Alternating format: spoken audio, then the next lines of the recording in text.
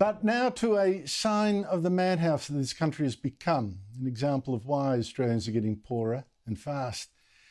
We saw yesterday the economy growing just 1% over the year, 1%, but our population by 2%, so we were getting poorer.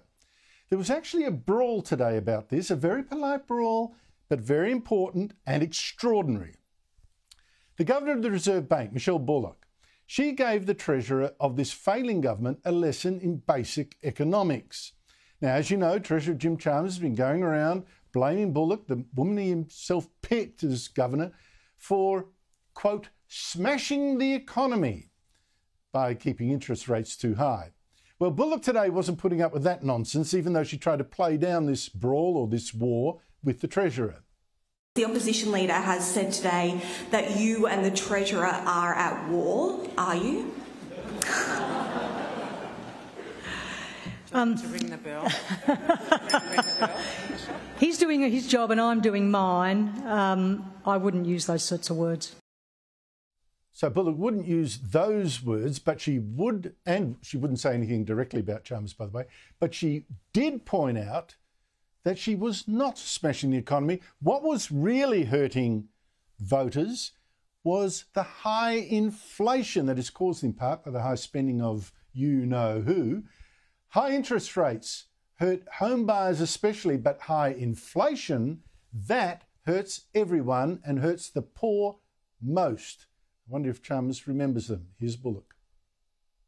I understand that people are hurting from high interest rates. I do understand that. But I think, as I tried to set out in the speech, it's actually high inflation that is really causing trouble for people, and it's causing trouble for the most vulnerable. It's affecting everyone. If we don't get inflation down, it's bad for everyone. Now, I can't remember the last time a Reserve Bank governor had to publicly explain the basics of economic life to a treasurer. And in this particular war, I know who the baddies are. Joining me is our Thursday regular, Nationals frontbencher, Barnaby Joyce, the former Deputy Prime Minister. Barnaby, before I get to this brawl, Bill Shorten quitting politics, what does that tell you?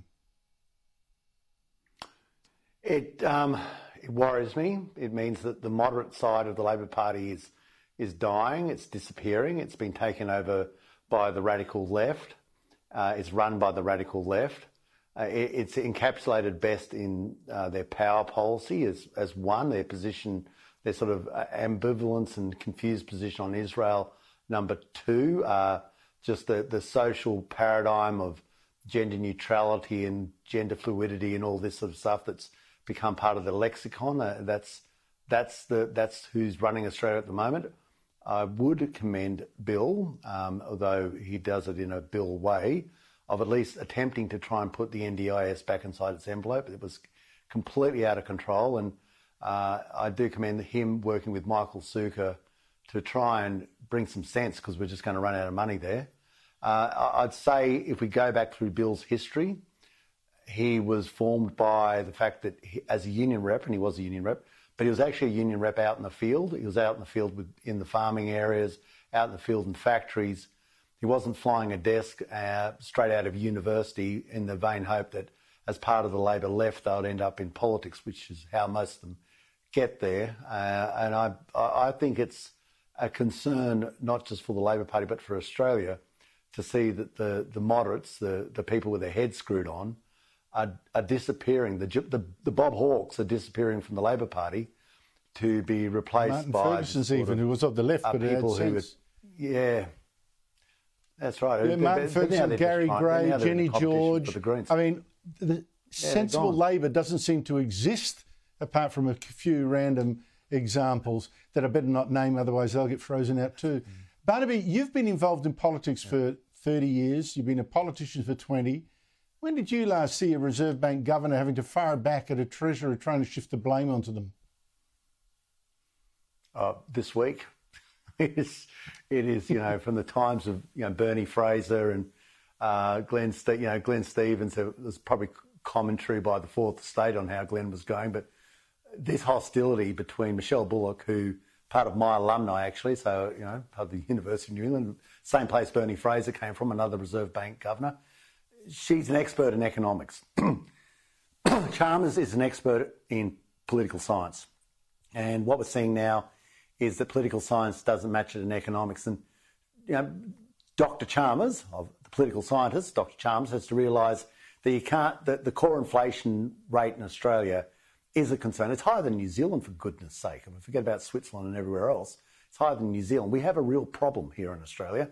And if a block of butter costs you $4 and tomorrow it costs you $8, then you'll become poorer, right? If inflation puts things beyond your capacity to own them, to buy them, it means that you get less and less in your shopping bag for the same amount of money, or you have to pay twice as much money to get what you shopped for 6 months, a year ago. So you're poorer. And Michelle's said that, the Reserve Bank governor said it.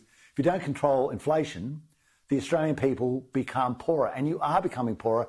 And another massive driver of your poverty, as you're driven towards, many people towards poverty, like they literally, they're living in their car, that's poverty, is this insanity of the left, going back to the bill issue, the mad left and their desire for intermittent power. That is, I reckon that just encapsulates lunacy. Just have a look at their power policy, have a look at the fairies at the bottom of the garden and the Peter Pan economics, and that is what is making you poorer.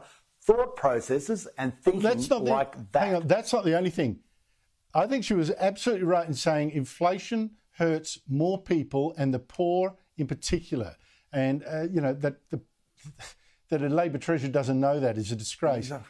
But there's also something else making us poorer, this global warming agenda. In his last budget, Jim Chalmers boasted of spending $1 billion to get Australian companies to build more solar panels in Australia, even though there's worldwide glut thanks to China's cut price ones. Here he is. We're also boosting economic resilience and strengthening our supply chains, giving Australian firms the chance to manufacture more of the next generation of solar panels. In fact, Barnaby, now we learn that these subsidies could actually go to foreign companies with no real obligation to do much in Australia. It's desperately trying to get someone to build solar panels. It frustrates me so much. This insanity, you're going to make things in Australia. What your source, your seed stock, electricity and gas, the price is going through the roof. Your raw materials, your coal and iron ore, except you hate coal, is at international prices. It's an international benchmark. Your labour rates are higher, and I've got no problems with that. We want them to be higher than Bangladesh.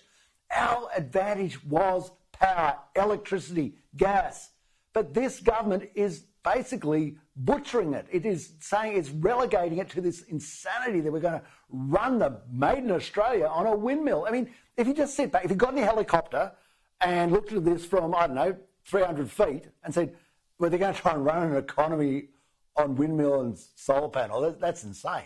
And you can say, yeah, it's insane. Look, it is insane. And everyone's paying for it. And he'd go and he'd listen to the Swami dancing, prancing Mr. Bowen with his beautifully coloured ties and his rather tight shirt. And he's, he actually thinks he's fixed it. It's like an alternate universe. It really is. But that's exactly... They've all got their green glasses on. That's exactly how I feel. No, Barnaby, you've got it. It's an alternative universe. I mean, I barely understand what's going on. And I think increasingly voters are waking up to this. This is just a mystical, magical tour they're being invited to take to a land that doesn't really exist, operating laws that actually don't work. Barnaby Joyce, thank you so much indeed for your time.